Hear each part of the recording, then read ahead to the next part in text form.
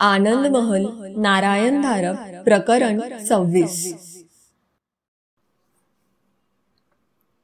जेव्हा आनंद महल बाहेर जायची वाट बंद झाली तेव्हा अपरिहार्यपणे मिश्रा आत वळले होते. कदाचित त्या काट्याकाटक्या फांद्या पानांच्या सिंहाशीच मुकाबला केला असता तर मरण शीघ्र आलं असतं का? कारण आता मृत्यू तर अटळ होता. पण शेवटी सर्व मायावी फसवाफसवीचा खेळ होता. मोठ्या आवेशाने ते पुढे गेले आणि त्या सिंहाचा आकार बदलला तर? पण या जर तरच्या गोष्टी कशाला? त्यांच्यात ते धैर्य नव्हतं. ते भेकड होते हीच खरी गोष्ट होती. त्या सदानंदच्या मागोमाग ते रखडत्या पावलांनी निघाले. तो जिना मागे गेला, त्या लहानशा खोलीतल्या फळताळाच्या दारातून वर गेलेला अरुंद गोल गोल फिरणाऱ्या पायऱ्यांचा जिनाही मागे गेला आणि शेवटी त्या लहान खोलीचं दार समोर आलं, जिथे त्यांनी पहिली लाच घेतली होती, जिथे त्यांनी आपल्या माणुसकीचा मानवी वारशाचा सौदा केला होता. ते दार आता सावकाश उघडत होतं. मिश्रांचा श्वास छातीत रोखला होता.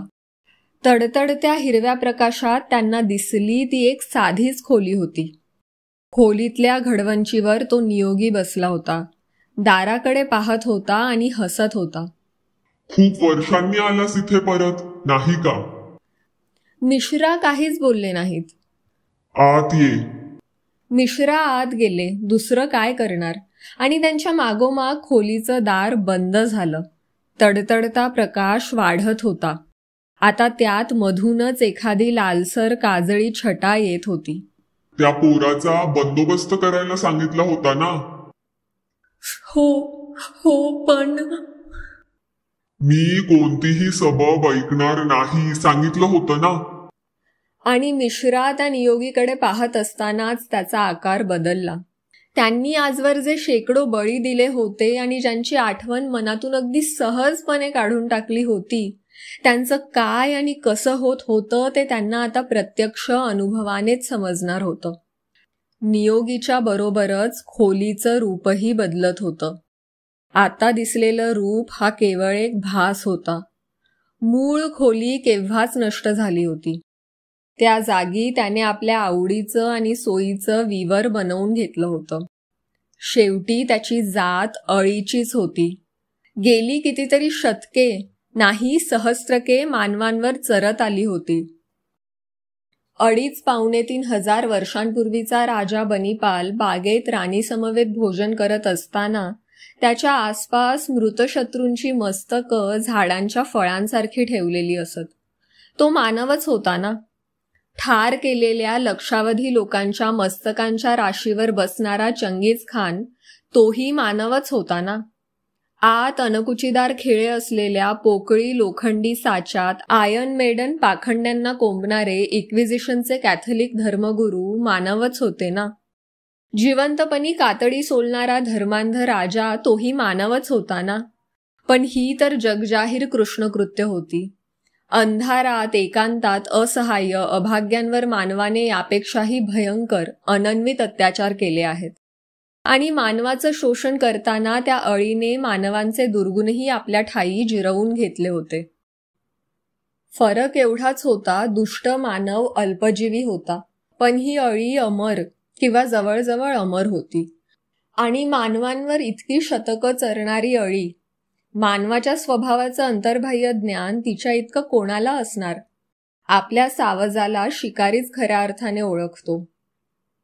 मानवाच्या मनाच्या अगदी आतल्या गाभ्यातल्या इच्छा, आकांक्षा, वासना, लालसा तिला ज्ञात होत्या. अगदी अंधारात, अगदी एकांतात स्वतःशीही उच्चार न करण्यासारखा बिभत्स, हिडीस, परपीडनाच्या राक्षसी स्वप्नचित्रांनी मानवाच्या मनात काळोखी तळ भरलेला आहे हेही तिला माहीत होतं. मानव तिच्या स्वप्नजालात सहज फसत होते. सोनेरी धातूच्या 4-2 तुकड्यांनी किंवा रंगीत काचेसारखा हिरा, माणिक, पाचूंच्या 4-2 खड्यांनी मानव लालचावत होता. तिची गुलामगिरी स्वीकारत होता. काही अपवाद वगळता. असे काही की ज्यांना सत्ता, संपत्ती, सुख कशाचंही आकर्षण नव्हतं. ज्यांची मनं स्फटिकासारखी स्वच्छ, पारदर्शक आणि तितकीच धारदार होती. धास्ती, आत्मक्लेश, स्वार्थ या कल्पनांना तिथे स्थानच नव्हतं. जिथे कधीही अतृप्ती नव्हती. राग, द्वेष, मोह, माया, हेवा, तिरस्कार यांना जिथे प्रवेश नव्हता अशा मनांवर तिच्या सर्व किमया, सर्व युक्त्या कशाचाही प्रभाव पडत नसे. अशांना देण्यासारखं, अशांना भुलवण्यासारखं तिच्यापाशी काही नव्हतंच. अशा लोकांसोबत संघर्ष म्हणजे संपूर्ण नाश होता, जो ती सतत टाळत आली होती. कारण मानवाला दोन्ही पर्याय उपलब्ध होते. मानव जितका नीच तितकीच उच्च पातळीही गाठू शकत होता. त्याचं दैत्य होऊ शकत होता, तसाच त्याचा देवही होऊ शकत होता. आणि त्याचा देवत्वाचा स्पर्श तिला अग्निस्पर्शासारखा होता, जाळून तिची राख राख करून टाकणारा. पण याहीपेक्षा वेगळा असा धोका होता. इतक्या दीर्घ आयुष्यात एक दोनदा ती वेळ आली होती. आणि अळीला जरी खऱ्या अर्थाने मरण नसलं तरी अतिदीर्घ काळाची एक निष्क्रियता येऊ शकत होती. आणि जेव्हा पुन्हा जागृती येईल तेव्हा हा मूर्ख मानव पृथ्वी तलावरून नाहीसाही झाला असेल. तो धोका तिला अमरमध्ये जाणवला होता. सदानंद मोहाला इतका सहज बळी पडला, पण त्याच्या मनाचे कप्पे खुले होताच तिला अमरमधला वेगळेपणा जाणवला. सदानंदने जागत्या आयुष्यात अनेक प्रसंग अनुभवले होते, पण अर्थात त्याला त्यांच्यातला कार्यकारण भाव समजला नव्हता, जो अळीला समजला होता. अमर. अमर म्हणजे धोका, अमर म्हणजे नाश. त्याला दूर ठेवायला हवं. म्हणून तिने मिश्रांकरवी सर्व प्रयत्न केले होते आणि ते सर्व असफल ठरले होते. आणि ते कमी होतं म्हणूनच की काय हा गोरख इथे येत होता.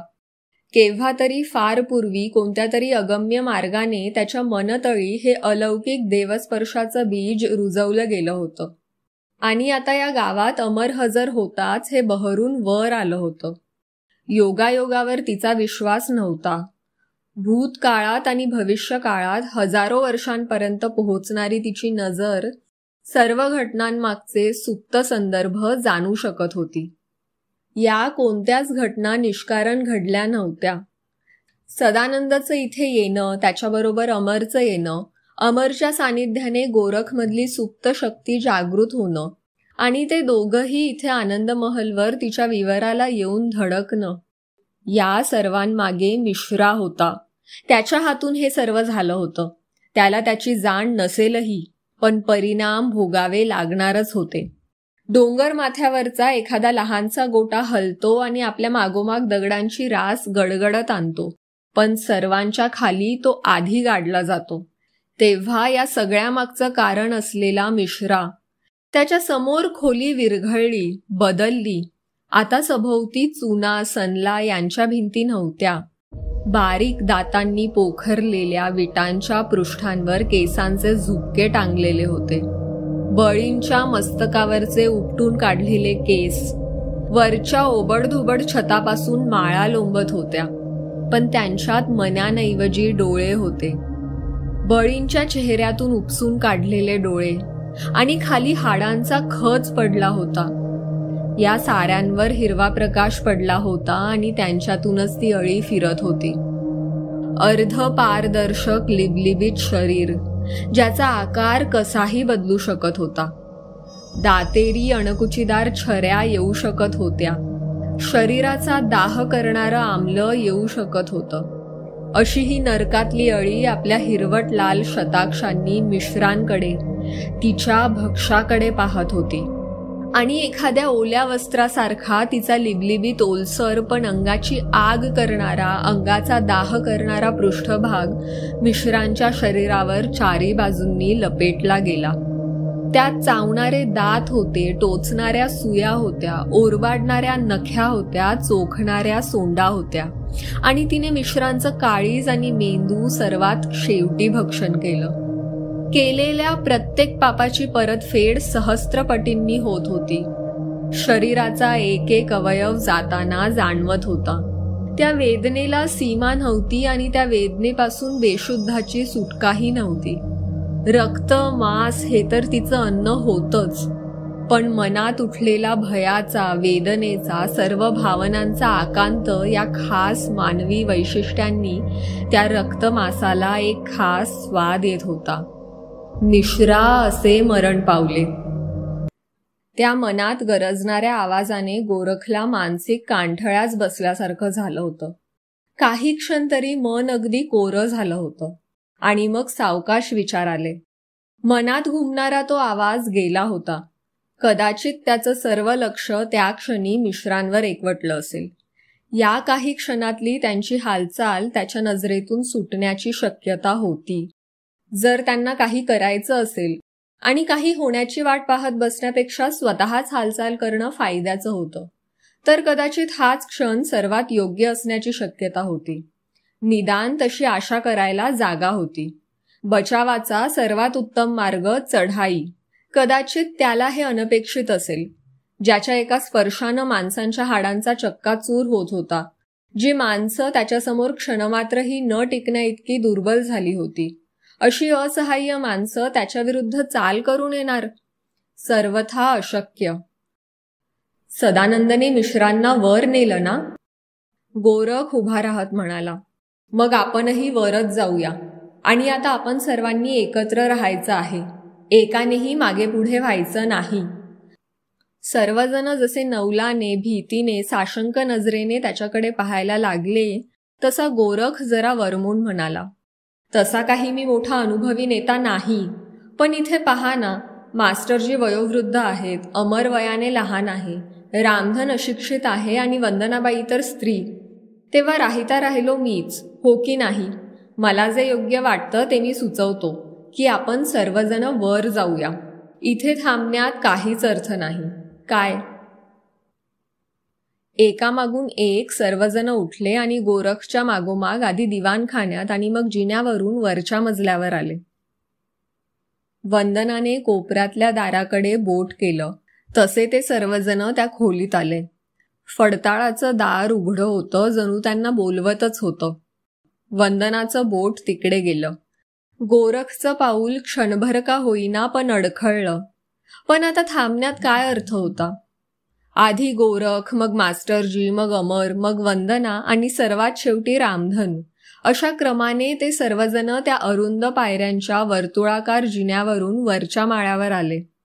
आणि वरच्या गॅलरीत आल्या आल्या त्यांना त्या कोपऱ्यातल्या खोलीच्या दाराबाहेर उभा असलेला सदानंद दिसला.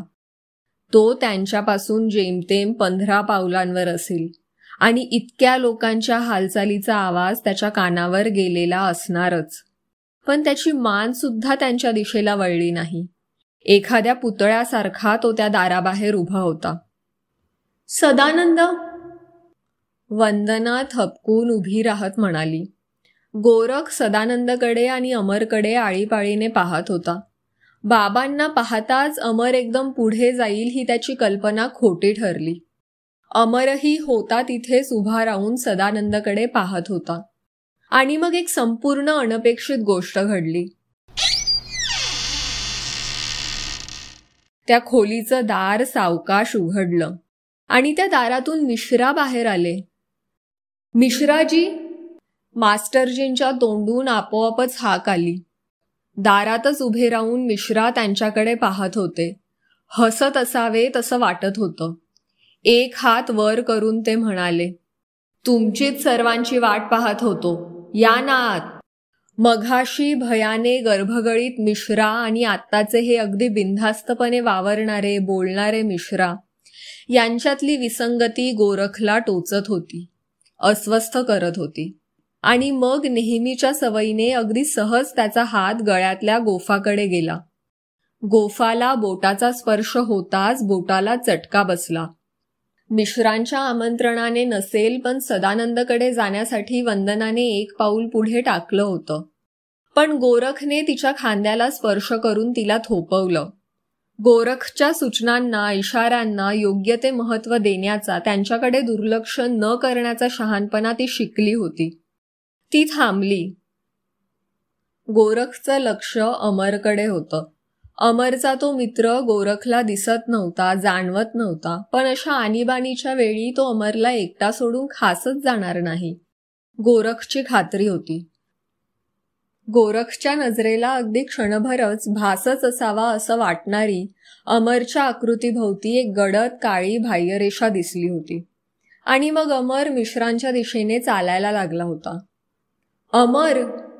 वंदनाच्या तोंडून स्वाभाविकच काळजीची हाक आली. त्याला जाऊ द्यात वंदनाबाई, गोरख म्हणाला. तुमच्या गळ्यातल्या गोफाला बोट लावून पहा. तिने गोफाला बोट लावताच चटका बसून ते मागे घेतलं. पाहिलत ना, आपण दुष्ट शक्तींच्या परिसरात आलो आहोत. पण अमर तर लहान, अजाणता मुलगा. दिसायला तो लहान, अजाणता असेल, पण तो साधा नाही. काही गोष्टी तुम्हाला माहीत नाहीत, पण आता त्या सांगत बसण्याची वेळ नाही. पहा. अमर त्याच्या लहान पावलांनी पुढे चालला होता. त्याला पुढे येताना पाहताच मिश्रांच्या चेहऱ्यावरचं स्वागतासाठी असल्यासारखं वाटणारं हास्य आधी गोठलं होतं, मग विरघळलं होतं आणि त्याची जागा एका संतप्त विकृत आविर्भावाने घेतली होती. आणि मग मिश्रांचं सर्व रूपच बदलत गेलं. पाण्यात टाकलेल्या खडूच्या चित्रासारख्या बाह्यरेषा पुसट होत होत्या. सर्व शरीरच अस्पष्ट होतं, पण ती जागा रिकामी नव्हती. तडतडत्या हिरव्या प्रकाशाचे किरण तिथून फुटत होते. शेकडो पाय, नांग्या, सोंडाचा एक वळवळत्या अळीसारखा आकार. खरं तर असले आकार जे अनेक मितीत पसरले होते ते मानवी मेंदूसाठी नव्हतेच. त्यांचा अर्थबोध मानवी मेंदूला कधी होणारच नव्हता. आणि मग एक खरखरता खर्जातला आवाज गुरगुरत आला. तू नाही, पण तुझा बाप माझ्या तावडीत आहे की. मग त्या झगमगत्या हिरवट आकाराने शेजारीच उभ्या असलेल्या सदानंदावर एकदम झेप घेतली. विश्वास बसू नये इतक्या सहजपणे त्याला दोन्ही हातांनी उचललं, आपल्या छातीशी धरलं. सदानंदसह तो आकार गडप झाला. खोलीचं दार बंद झालं. त्या खोलीच्या दारापाशी अमरला त्याचे बाबा दिसले होते, पण त्याच वेळी त्याच्या मित्राचा परिचित आवाजही त्याच्या कानांवर आला होता. अमर, तिथेच थांब. तू इतका वेळ होतास तरी कुठे? अमरचा मानसिक प्रश्न. तुला ते समजणार नाही. आधी म्हणत होतास या बंगल्यावर येऊ नकोस, पण आज सकाळी आम्ही निघालो तर दिसलाही नाहीस. सर्व वेळा सारख्या नसतात अमर, ही वेळ वेगळी आहे. आणि मग खोलीचं दार उघडलं गेलं होतं. मिश्रा दिसले होते, त्यांचं मानभावी आमंत्रणही आलं होतं. मिश्रा बोलावतायत ना अमर, मग जा त्यांच्याकडे. पण त्यांनी एकदा मला. भिवू नकोस अमर, आता मी आहे, जा त्यांच्याकडे. अमर पुढे निघाला होता. मग ते मिश्रा सदानंदाला घेऊन आत गेले होते. खोलीचं दार बंद झालं होतं. अमर त्या बंद दारापाशी जाऊन थांबला. त्याच्या मागे गोरख, वंदना, मास्टरजी आणि रामधन येऊन उभे राहिले. आणि मग खोलीतून तो खरखरता खर्जातला आवाज पुन्हा आला. आत्ताच्या आत्ता तुम्ही सगळे खाली गेला नाही तर या सदानंदचं नख सुद्धा तुमच्या नजरेस पडणार नाही. जा, आत्ताच्या आत्ता. ही विलक्षण धमकी त्या सर्वांना हतबुद्ध करणारी होती. चढाईचा पवित्रा आणि चढाईसाठी मानसिक निर्धार करून ते सर्वजण वर आले होते. पण एकाएकी घटनांना असं काही वळण आलं होतं की आता त्यांच्या हाती घटनांचं नियंत्रण राहिलंच नव्हतं. सर्वजण एकमेकांकडे पाहत अनिश्चितपणे जागच्या जागी उभे राहिले होते. कोणत्याही संघर्षात, मग तो लहान नगण्य असो किंवा महान असो, असा एखादा क्षण येतो की जेव्हा प्रसंगाचा तोल अगदी सुईच्या अग्रावर तोलल्यासारखा नाजूक असतो. तो क्षण आता या सर्वांसाठी आला होता आणि प्रत्येकासाठी तो एक विलक्षण अनुभव घेऊन आला होता. प्रत्यक्षात बाह्य जगातला काळ थांबलाही नसेल, पण जसे स्वप्नात आपण प्रसंग सहस्त्रपटीच्या वेगाने अनुभवतो, तसे क्षणाच्या सहस्त्रांश इतक्या अल्पावधीत प्रत्येकाच्या अंतर्मनाने ते शब्द किंवा ते विचार किंवा त्या जाणीवा काहीतरी झंकारत आलं. वंदनासाठी, तुझे पती जर तुला सर्वस्व वाटत असतील तर मग त्यांना अशा आपत्तीत सोडून तू माघार घेणार? केवळ स्वतःच्या सुरक्षिततेसाठी? तुझ्यापाशी संरक्षणाचं आणि आक्रमणाचं केवढं प्रभावी अस्त्र आहे हे तू एवढ्यातच विसरलीस? मानवाच्या मनाच्या दृढ विश्वासात, गाढ श्रद्धेत केवढी शक्ती असते याचा तुला आलेला अनुभव एवढ्यातच विसरलीस का? आणि गोरखसाठी ज्या शक्तीनं तुझं आजवर पोषण, रक्षण केलं, ज्या शक्तीने वेळोवेळी धोक्याचे इशारे दिले, दुष्टांच्या सानिध्याची खूण दाखवली, त्या शक्तीवरचा तुझा विश्वास या एका साध्या धमकीने विरघळला. स्वतःला तू तयार केलंस हे खरं आहे, पण तू संघर्षासाठी परजलेलं असं काही निर्जीव शस्त्र नाहीस. नजर जरा उंचावून पाहिलीस तर तुला उमजेल की ज्यासाठी तुझी निवड झाली होती त्यासाठी बचावाची आणि आघाताची सर्व क्षमता तुझ्यात साठवलेली आहे. पहा. आणि मास्टरजींसाठी तुम्हाला हे समजणार नाही मास्टरजी, पण तुम्ही चांगल्याच्या संगतीत आहात. नुसते चांगले नाही, त्यांच्यात बळ आहे, शक्ती आहे, उत्साह आहे. ज्यांना तुम्ही भाईजी म्हणता त्यांच्या रक्षणासाठी तुम्ही या सर्वांबरोबर जा. स्वतःच्या नकळत तुम्ही एका कठीण पण अंतिम यशदायी अशा मार्गावरून जीवन व्यतीत करत आला आहात. कोणतंही सत्कर्म व्यर्थ नसतं मास्टरजी. शक्तिरूपाने ते तुम्हाला आपोआपच परत मिळालं आहे आणि तुम्ही निरपेक्षपणे, निस्वार्थीपणे सत्कर्म करत आला आहात, त्याने त्याचं मोल आणखीनच वाढलं आहे. पण पहा ना, तुम्हाला स्वतःलाच त्याची कल्पना नाही. वंदनाचा आत्मविश्वास वाढावा म्हणून साधा गोफ तिला दिला. तो साधा होता, पण तुमच्या इच्छेने आणि स्पर्शाने तो भारला गेला होता आणि तिच्या रक्षणाचं कार्य करत होता. तुम्ही या सर्वांबरोबर जा. मास्टरजी, ज्या सैतानी शक्तीच्या अस्तित्वाची तुम्हाला शंका होती, हा मिश्रा जिच्या हाताचं बाहुलं होऊन सर्वांवर अनन्वित अन्याय अत्याचार करत होता, त्या सैतानी शक्तीच्या निर्दालनाची ही संधी वाया घालवू नका. तुम्ही त्यांच्याबरोबर राहा, केवळ निरीक्षक म्हणून नाही तर सहभागी होऊन प्रत्यक्ष या सत्कार्यात भाग घेण्यासाठी.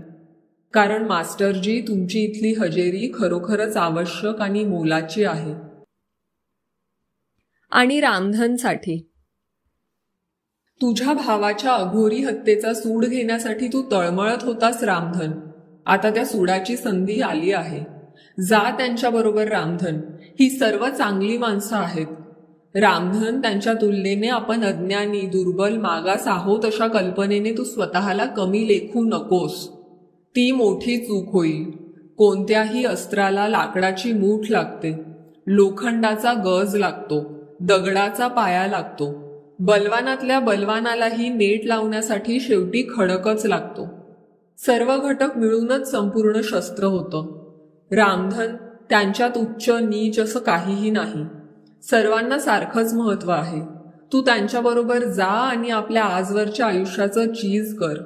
रामधन, जा. धीर सोडू नकोस. आणि अमरसाठी अमर, मी तुझा मित्र, तुझ्याशी कदाचित अखेरच्या वेळी बोलत आहे. मला पाहून कधी सुखावला होतास, कधी भ्याला होतास, पण मी कोण, तुझ्याकडे कशासाठी येत होतो हे तुला कधी कळलं नाही. तू इतरांनाही सांगू शकला नाहीस. आत्ताच्या या एका क्षणासाठी तू आणि मी एकत्र आलो अमर. तुझ्या वडिलांच्यावर एक विलक्षण भयानक आपत्ती आलेली आहे. त्या आपत्तीतून सुटण्यासाठी तुम्ही सर्वजण प्रयत्नांची शिकस्त करणार आहात. काम सोपं तर नाहीच. त्यात तुलाही तुझा वाटा उचलायचा आहे अमर. धीर सोडायचा नाही आणि मनात सतत आशा ठेवायची की सर्व काही व्यवस्थित होणार आहे. यापुढच्या आयुष्यात एक गोष्ट कधीही विसरू नकोस अमर. माणूस त्याला वाटतं तितका एकटा कधीही नसतो. त्याच्या साथीला इतरही असतात. तेव्हा धीराने वाग. योग्य क्षण आला की काय करायचं ते तुला आपोआप समजेल. आणि मग सर्वांसाठी एकत्रितपणे. अल्पायुषी मानवाच्या जाणीवेचा आवाका फार अरुंद आहे. कितीही ज्ञानाची भर घातली तरी तो 4-5 हजार वर्षांपेक्षा मागे जात नाही. आणि तरी ते ज्ञान केवळ सजीव मानवांचे अनुभव आणि निरीक्षण एवढ्यापुरतंच मर्यादित असणार. विश्वाचा स्थळात किंवा काळात केवढा अथांग, अकल्पनीय व्याप आहे. मानवातील काही थोड्यांनाच ही जाण आली होती की विश्वातील कोणताही घटक, मग तो अतिदूरचा असो, अतिप्राचीन असो, अतिसूक्ष्म असो, कोणताही घटक विश्वातील इतर घटकांपासून विभक्त असू शकत नाही. राहू शकत नाही. सर्व घटक परस्परांवर परिणाम करत असतात. या अब्जावधी घटकांच्या अब्जावधी वर्ष चाललेल्या क्रियाप्रतिक्रियांमध्ये जर एखादी यंत्रणा असेल, जर एखादा हेतू असेल, तर तो मानवाच्या जाणीवेबाहेरच राहणार. तरीही मानवातील काहींना ही शंका आली होती. फक्त ती व्यक्त करण्यासाठी त्यांची भाषा तोकडी पडत होती. समोर एक मनोरम दृश्य आहे. वाहता निर्झर आहे. त्याला झालर देणारं कृष्ण कठीण कातळ आहे. काठांवर मनोहरी वृक्षलता आहेत. पक्षी पूजन करीत आहेत. पण जरा विचार करून पहा, हा क्षणभराचा देखावा साकार करण्यासाठी काय काय व्हावं लागलं ते पहा. कोट्यावधी योजने दूर असलेल्या सूर्यकिरणांनी वृक्ष बहरावे लागले. कोट्यावधी वर्षांपूर्वी झालेल्या ज्वालामुखीच्या प्रलयात त्या खडकाचा जन्म झाला. विश्वातील अकल्पनीय अंतरावरच्या एखाद्या ताऱ्यापासून वाहत आलेल्या जीवकणांनी पृथ्वीवर पशुपक्ष्यांची जात उत्क्रांत व्हावी लागली. या बहुविश्व संतापाचा परिणाम सुखकारक झाला. पण अशाच कल्पांतात एकदाच येणाऱ्या अविश्वसनीय योगायोगाने त्या दुष्ट अळीची निर्मिती झाली आहे. ज्या महान उज्ज्वल भवितव्याकडे सर्व निर्मितीची वाटचाल सुरू आहे, तो प्रवास खंडित करण्याची, ही उदात्त विश्वकल्पना पराभूत करण्याची शक्ती या अळीत आहे. आणि त्रिकालखंडाचं ज्ञान असणाऱ्यांनी या अळीच्या नाशासाठी हे स्थळ आणि हा क्षण यांची योजना केली आहे आणि तुमची निवड केली आहे. पण कोट्यावधी घटकांच्या यथाक्रम संयोगातून हा सुवर्ण संपाद सिद्ध झाला आहे.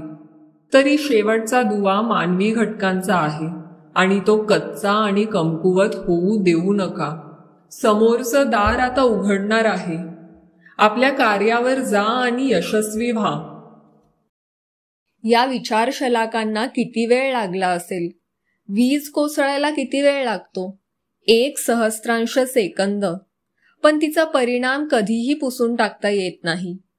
ही कोसळत आलेली शक्ती विजेसारखी लखलखती तळपती होती आणि सर्वांच्या मनावर परिणाम करून गेली. कोणी काहीच बोललं नाही आणि ते काही क्षण त्या सर्वांचा परस्परांशी असा काही सुसंवाद स्थापन झाला होता की शब्दांची जरूरच राहिली नव्हती. पण सर्वांचे खांदे ताठ झाले होते. समोरच्या दारावर एक प्रलयंकारी आघात झाला. खरोखर साधं दार असतं तर त्या आघाताखाली त्याचा चक्का चूर झाला असता. पण आता त्या खोलीत त्या अळीचा वावर होता आणि स्वतःच्या रक्षणासाठी तिने त्या दारातही विकृती आणलेली असणार. मानवी उपायांनी ते दार तसूभरही हललं नसतं. पण एकामागोमाग एक होणाऱ्या प्रलयंकारी अपघाताखाली ते दार आधी तडकलं, मग होरपळलं आणि शेवटी त्याचा काळा कोळसा होऊन त्याचं भुसकट खाली पडलं. समोर दार नव्हतं आणि अनपेक्षित खोलीही नव्हती.